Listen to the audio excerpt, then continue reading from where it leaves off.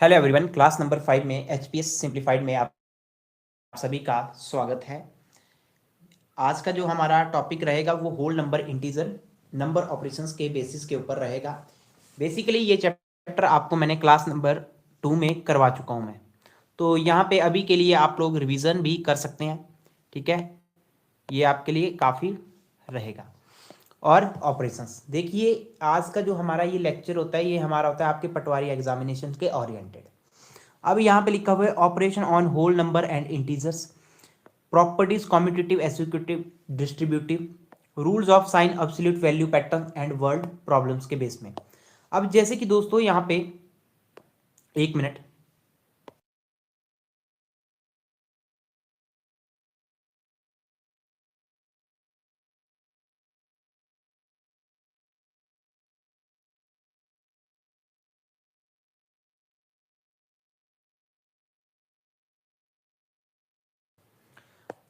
जब आप अपना सिलेबस को चेक करेंगे दोस्तों, जब भी आप अपने सिलेबस को चेक करेंगे आपके पास आएगा operation on a whole number and integer, property commutative associative distributive, rules for sign absolute value patterns and word problems. तो हम यहाँ पे आपके जो एग्जाम है पटवारी उसके ओरिएंटेड हम इस चीज़ को यहाँ पे करेंगे। तो जैसे कि ये है आपकी क्लास नंबर 5, तो यहाँ पे आपके सामने है ये variable constants term coefficient and expressions. ये आपको जानना काफ़ी महत्वपूर्ण है। अब आपने देखा कि आपके सिलेबस में मैथमेटिक्स का इतना ज़्यादा पोर्शन दे दिया है, उसको अगर डिटेल से करने लग गए फुल डिटेल से, हम उसको कंप्लीट ही नहीं कर पाएंगे कम से कम 1 साल तक। लेकिन हमने सिर्फ एग्जाम को देख के कि एग्जाम पूछ क्या रहा है उस हिसाब से हमने चलना। अब जो है यहाँ पे बोला हुआ है variables constants terms and coefficients के बारे में हमने आज जानना है, जिसमें दोस्त हमारा पहला ही टॉपिक यहाँ पे रहेगा वेरिएबल। वेरिएबल क्या होता है? वेरिएबल आपने सिंपल यही चीज रखनी है याद कि ये सिंबल्स को रिप्रेजेंट करता है। जैसे कि यहाँ पे लिखा है a symbol usually a letter that represent a number. For example symbol आपके क्या क्या आ सकते हैं? आपके आ सकते हैं ए, बी, सी, एक्स, वाई, जेड। वेरिएबल हमारे सिंबल्स की फॉर्म में होते हैं, ये आप लोगों ने ध्यान रखना होता है। अब चलिए हम थोड़ा सा और आगे की ओर आते हैं। कांस्टेंट यानी कि आपकी न्यूमेरिकल वैल्यू होती है। अब देखिए यहाँ पे ये है आपके सामने कांस्टेंट। कांस्टेंट क्या होता है? कांस्टेंट क्या होता है? ये किस वैल्यू को रिप्रेजेंट करता है? ये आपकी न्यूमेरिकल वैल्यू को रिप्रेजेंट करता है। For example 5, 4, 3, 2, 1। अब पेपर आपसे क्या पूछेगा? 4x प्लस 6 में आपने मुझे बताना है कि वेरिएबल क्या है और कांस्टेंट क्या है। यहां से आपसे मैं पहला प्रश्न पूछना चाहता हूं दोस्तों, मुझे यहां पे बताइए वेरिएबल क्या है, वेरिएबल क्या है और आपका कांस्टेंट क्या है। ऐसे क्वेश्चन आपसे एग्जाम में पूछे जा सकते हैं, आपने इसका ध्यान रखना है। अब यहां से बताइए क्या हो सकता है।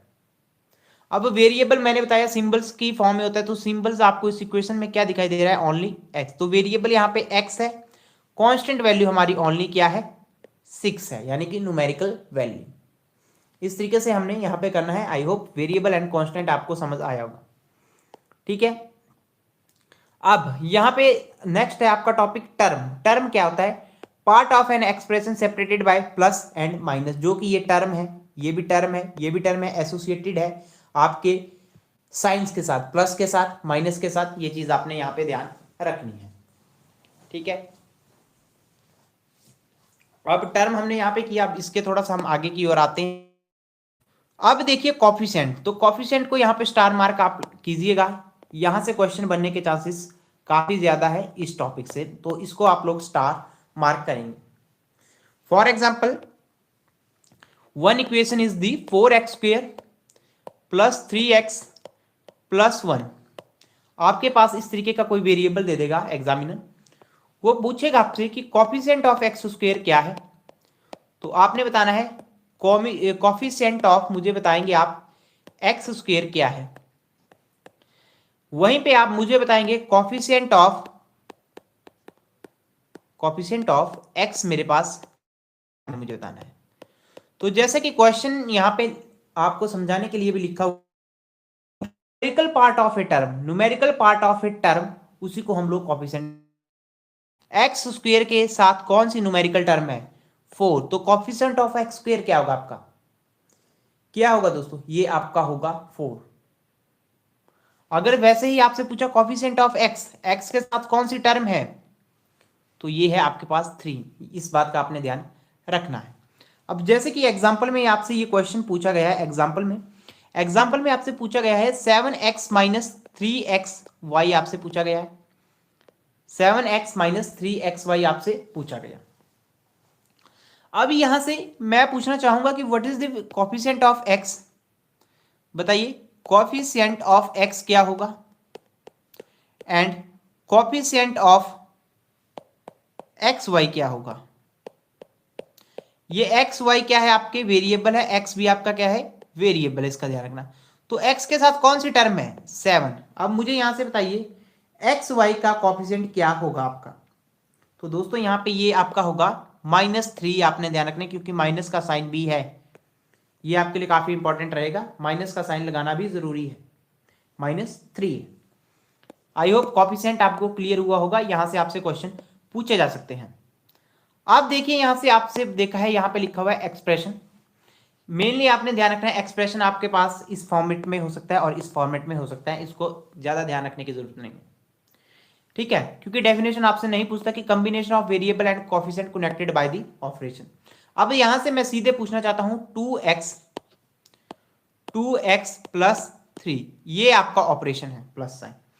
अब वेरिएबल क्या है, यहां पे हमें क्लियरली पता चल रहा है, यहां पे वेरिएबल हमारे पास x है, कांस्टेंट हमारे पास यहाँ पे 5 है, जो कि न्यूमेरिकल वैल्यू को रिप्रेजेंट करता है, ठीक है। तो ये चीजें आपने यहाँ पे ध्यान रखनी है। अब थोड़ा सा ऊपर मैं यहाँ पे आऊंगा, ये जो चीजें मैंने आपको समझाई वही चीज यहाँ पे दी गई है। अब चलिए यहाँ पे थोड़ा सा ऊपर आएंगे, सिंप्लीफाइंग एक्सप्रेशन आपके लिए यहाँ पे है। अब ये है सिंप्लीफाइंग एक्सप्रेशन, आज का आपका तीसरा टॉपिक इस चैप्टर का।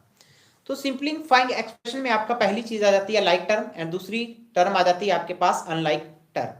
अब दोस्त यहाँ पे आप लोग देख सकते हैं कि लाइक टर्म क्या होता है। Like term means term with same variable and same power, ऐसी टर्म जिनके पास सेम वेरिएबल है एंड सेम पावर है, ठीक है, उनको बोलते हैं लाइक टर्म, यानी कि सेम वेरिएबल। अब देखो 3x है प्लस 5x है, मैंने अभी आपको बताया वेरिएबल यानी कि x, वेरिएबल क्या है इसमें x है, दोनों का वेरिएबल क्या है, सेम है, और पावर भी क्या है x की, सेम है, 1 1 है। तो ऐसा केस होगा तो ये ऐड हो सकता है, इसको हम 8x लिख सकते हैं। अगर तुम्हें मैंने फॉर एग्जांपल दिया होता 5x प्लस 8x की वैल्यू क्या होती है, बताइए, खुद से सोचिएगा। अगर आपने सोच ली कि 5 ये होती है हमारे पास 30x, क्योंकि सेम वेरिएबल था। अगर मैंने यहां पे आपको दिया होता 3x plus 9x plus 2y, तो इसकी वैल्यू क्या आती, इसकी वैल्यू क्या आती, ये आपने मुझे यहां पे बताना है। अब यहां पे इसमें आप सोच सकते थे कि यहां पे हमारे पास दो वेरिएबल प्रेजेंट है, इस क्वेश्चन में दो वेरिएबल हमारे पास प्रेजेंट, एक वेरिएबल x है और एक मेरे पास y है। तो x सेम वेरिएबल तो ऐड हो जाएंगे, जो कि 12x आएगा, और डिफरेंट वेरिएबल मेरे पास प्लस 2y आपका यहाँ पे आएगा। यहाँ पे इस बात का आप लोगों ने ध्यान रखना है। अब मान लीजिए मैंने आपको एग्जाम में दे दिया होता कि 3x square plus 4y plus 7x square. अब यहाँ पे आपको सेम वेरिएबल 2 है यहाँ पे x एंड y। अब मुझे पता है ये वेरिएबल भी सेम है और ये वेरिएबल भी सेम है, तभी ये ऐड हो सकता है 10x स्क्वायर, और ये 4y नहीं हो सकता, इसीलिए इसको कहा गया है, ये क्या है आपकी अनलाइक टर्म है, ठीक है। ये चीजें आपको क्लियर होनी चाहिए, यहां से मेनली आपको ये समझ आना चाहिए कि एक्स स्क्वायर जो सेम वेरिएबल है वही ऐड हो सकते हैं, वही माइनस हो सकते हैं, ठीक है। ये चीज आपने यहाँ पे सीखनी है, वही ऐड हो सकती है वही माइनस हो सकती है। अब देखो डाउट आएगा, अगर 4 को मल्टीप्लाई कर रहे हो x से और y से, तो इसको हम 4xy लिख सकते हैं, मल्टीप्लाई और डिवाइडेशन हम कर सकते हैं। तो ये आई होप आपको क्लियर हुआ होगा। अब चलिए यहाँ पे आपके सामने ये प्रश्न है, और जैसे कि यहाँ पे आंसर भी यहाँ पे लिखा हुआ है। यहाँ पे पहले चीज हमने देखा कि वेरिएबल हमारे पास x है, तो जो सेम वेरिएबल है उसको हम लोगों ने क्या करना है, एक साथ लिखना है। तो 4x प्लस का है और -2x है, तो ये हमारे पास प्लस का 2x बनेगा, क्योंकि बड़ी डिजिट पे पॉजिटिव साइन। +6 + 3 कांस्टेंट वैल्यू है, जो कि यहाँ पे 9 आना था आंसर। आई होप अब आपको ये क्लियर हुआ होगा कैसे हमने इस कंसेप्ट को यहाँ पे किया। अब वहीं पे आपके सामने ये वाला एग्जांपल है, इसको आप खुद से सॉल्व करने की कोशिश करेंगे। जैसे ही आपने किया, अब आपने यहाँ पे देखा कि हमारे पास 2 टाइप्स के वेरिएबल हैं। वेरिएबल हमारे पास ए है और एक हमारे पास बी है। मैं आपको बिल्कुल बेसिक लेवल से बता रहा हूँ। ऐसे एग्जामिनर कोई भी टीचर है वो आपको ऐसे डायरेक्ट वेरिएबल नहीं बताएगा कि ये वेरिएबल है। तो यहाँ पे आप देख सकते हैं 5a माइनस 2a हम करेंगे प्लस 3b प्लस b करेंगे, क्योंकि ये दोनों क्या है, सेम वेरिएबल है। तो ये मेरे पास बन जाएगा प्लस 4b और ये मेरे पास 3a बन जाएगा। आई होप आपको ये कंसेप्ट क्लियर हुआ होगा कैसे हमने इस क्वेश्चन को यहाँ पे किया। अब यहां से आपके सामने ये आ जाता है अलजेब्रिक आइडेंटिटीज, जिनके बारे में आपको पता होना चाहिए। अलजेब्रिक आइडेंटिटीज आपके सामने क्या आ जाती है? अलजेब्रिक आइडेंटिटी पहली आपने यहां पे ध्यान रखनी है कि a प्लस बी का होल स्क्वायर क्या होता है। a प्लस बी का होल स्क्वायर होता है a square plus B square plus आपके पास होता है 2ab। ये बात आपने यहां पे ध्यान रखनी है। और वहीं अगर आपसे पूछा जाता है a माइनस बी का होल स्क्वायर क्या होता है, तो ये होता है a स्क्वायर, ये होता है b स्क्वायर, ये होता है माइनस 2ab। ये सिंपल आइडेंटिटीज है। वहीं आपसे पूछ लिया जाए a square minus B square, ये आइडेंटिटी बहुत इंपॉर्टेंट है। ये होती है a माइनस बी और ये होती है a प्लस बी। इसके रिस्पेक्टिव पॉइंट ऑफ व्यू से आपसे प्रश्न पूछे जाएंगे। तो अभी आपने क्या करना है, इन आइडेंटिटीज को कभी भी नहीं भूलना है। ये आइडेंटिटीज आप लोगों ने ध्यान रखनी, ठीक है। आई होप आपको क्लियर हुआ होगा कैसे मैंने यहाँ पे इसको किया आइडेंटिटीज।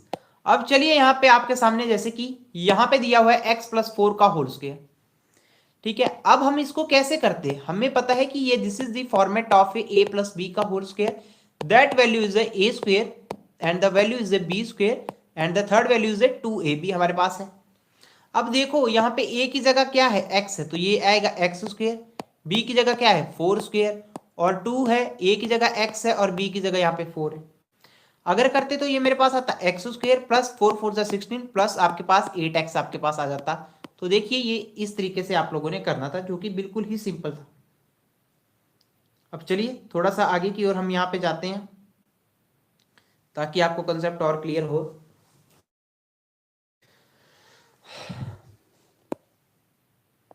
अब चलिए यहाँ पे आपके सामने एप्लीकेशन ऑफ आइडेंटिटीज, आप इसको अप्लाई कर सकते हैं। हाँ, अब देखिए यहाँ पे 51 को आप डायरेक्ट कर लो 49 से, लेकिन इसने आपको यहाँ पे समझाया कि a square minus B square का हम आइडेंटिटीज कैसे पुट आउट करते हैं। अब यहाँ से आपको आज का आपका छठा कंसेप्ट है फैक्टराइजेशन मेथड, जो आपको काफी महत्वपूर्ण रहेगा और यहाँ से क्वेश्चन बनने के चांसेस काफी ज्यादा रहेंगे। अब कैसे हम लोग यहाँ पे करेंगे, अब देखिए यहाँ पे हम देखेंगे common factor method. Common factor method में जैसे कि एग्जांपल लिखा है, कॉमन मतलब सभी में सेम चीज, 4x प्लस 12। अब देखो यहाँ पे कांस्टेंट वैल्यू 2 है, 8 और 12। तो 8 और 12 किसके टेबल में आते हैं, 4। अगर मैं 4 यहाँ पे कॉमन ले लूं तो मेरे पास आता है ये 2x बन जाएगा और 4 3 12। तो ये इसका कॉमन फैक्टर बन सकता था, जो यहाँ पे आपके सामने लिखा हुआ है, ठीक है। अब चलिए यहां से थोड़ा सा और आगे की ओर हम यहाँ पे जाएंगे। अब ग्रुपिंग मेथड है, इसको भी आप कर सकते हैं, ठीक है। अब यहां से ये वाला है थर्ड, ये आपके लिए इंपॉर्टेंट है, एक्स स्क्वेयर माइनस 16 आपको सॉल्व करना है। तो देखिए ये किस आइडेंटिटी की तरह आपको लग रहा है। पहले तो ये पता चल गया मुझे कि 4 का स्क्वायर क्या होता है 16, तो मैं क्या इसको लिख सकता हूं एक्स स्क्वायर माइनस 4 स्क्वायर। तो ये क्या बन गया, A square minus B square की आइडेंटिटी बन गई, जो कि क्या होती है a plus B and the value of a minus B. तो यहां पे भी मैं क्या करता, x प्लस 4 करता और मैं यहां पे क्या करता x माइनस 4 करता। तो वही मेरे पास यहां पे रिलेशन आना था, ठीक है। आई होप क्लियर हुआ होगा कैसे हमने इस क्वेश्चन को यहां पे किया। अब यहां पे ये अब आपको यहां पे मेथड सीखना पड़ेगा कि ऐसे क्वेश्चन कैसे होंगे, ये 5 और 4 कैसे आया, इसका आपसे अब यहाँ पे आपके सीट में, तो ऐसे क्वेश्चंस को हम लोग कैसे करेंगे, ये चीज ध्यान रखनी, ठीक है। अब ये आया x square plus 9x plus 20 आया दोस्तों। जब कभी भी तुमने इसमें भी फैक्टर मेथड कर रहे हैं, फैक्टर पूछ ले कि फैक्टर कैसे निकालने हैं, तो पहले यहां से देखो 20 को यहाँ पे इसका कॉफिशिएंट क्या है, एक्स स्क्वेयर का कॉफिशिएंट यहाँ पे 1 ही है, अगर कोई डिजिट नहीं है तो उसको 1 मानेंगे। 20 को हम मल्टीप्लाई करेंगे 1 से, तो आएगा 20। अब ऐसा पेयर बनाओ कि ये तुम्हारा 9x आए, यानी कि मुझे पता है 120 जा 20 होते हैं, 210 जा 20 होते हैं, और आपका 4 5 जा 20। अगर मैं 4 + 5 को ऐड कर रहा हूं तो मेरे पास 9x बन रहा है। तो अब ये इस तरीके से टूट सकता है, x² + 4x + 5x + 20। तो अब आपको पता है इस वाले पैटर्न में हमें x कॉमन दिखाई दे रहा है, तो यहां पे बनेगा x + 4, और यहां पे हमें दिखाई दे रहा है 5 बनेगा कॉमन, x + 4। तो ये कॉमन फैक्टर आ गए यहां पे हमारे पास। तो क्या वैल्यू आई हमारे पास, x + 5 and the value is x + 4, क्योंकि यहाँ पे x + 4 दोनों में कॉमन था, जिसको हमने कॉमन लिया, तब हमारे पास ये रिजल्ट आया। अब देखिए यहां से आपके सामने अब पटवारी के जो कि PYQs है इस चैप्टर से रिलेटेड आपसे क्वेश्चन पूछे गए हैं, उनको यहां पे मैं सॉल्व करूंगा। पहला है मध्य प्रदेश पटवारी में पूछा गया प्रश्न है, जिसमें आपसे दोस्तों पूछा गया है the coefficient of ex expression का क्या है, यानी ओनली एक्स का इन्होंने पूछा है क्या है। तो कोफिशिएंट अगर मैंने x² का पूछा होता तो x² के आगे कौन सी डिजिट है, 8, तो 8 होना था, लेकिन पूछा किसका है, x का। तो x का क्या है, 5 है, और 5 के आगे कौन सा साइन है, -5। तो बी ऑप्शन आपकी यहां पे सही रहनी थी। ठीक है, आई होप आपको क्लियर हुआ होगा। अब आपके सामने ही यहीं पे मैं एसएससी सीजीएल 2020 का प्रश्न है, देखिए इसको आप सिंप्लीफाई करो। बिल्कुल सिंपल सा क्वेश्चन दिया हुआ है कि इनको क्वेश्चन को सिंप्लीफाई करो। आपके सिलेबस में है तो ऐसे क्वेश्चन पूछने की टेंडेंसी ज्यादा रहती है, क्योंकि सीबीटी मोड में हुआ तब आपके सामने ऐसे क्वेश्चन देखने को मिलेंगे। अब देखिए यहाँ पे मुझे पता है ये 6x और 3x ये सेम वेरिएबल है, तो ये मेरे पास बन जाएगा, इनको ऐड करूंगा मैं 9x, -4 + 9 करेंगे, -4 + 9, तो ये मेरे पास आएगा प्लस का 5, तो ये आएगा 9x + 5, यहाँ पे मेरा सही आंसर। ठीक है, राजस्थान पटवारी 2021 का ये प्रश्न है। ठीक है, ये आपने मुझे बताना है, राजस्थान पटवारी 2021 में पूछा गया प्रश्न है, जहां पे पूछा गया है x² - 49 की वैल्यू क्या आएगी। अब सारी दुनिया को पता है 7 का स्क्वायर होता है 49, तो मैं इसको ऐसे लिख सकता हूं, x² - 7² मैं यहाँ पे फ्रेंड्स लिख सकता हूं। जब मैं इसको लिखूंगा तो ये आएगा a² - b² का फॉर्मेट आएगा, जो कि मेरे पास होता है a - b, और मेरे पास ये होता है a + b होता है। अब देखिए यहाँ पे x - 7² मैंने लिखा है, x² - 7², तो मेरे पास आएगी x - 7, और एक वैल्यू आएगी मेरे पास x + 7।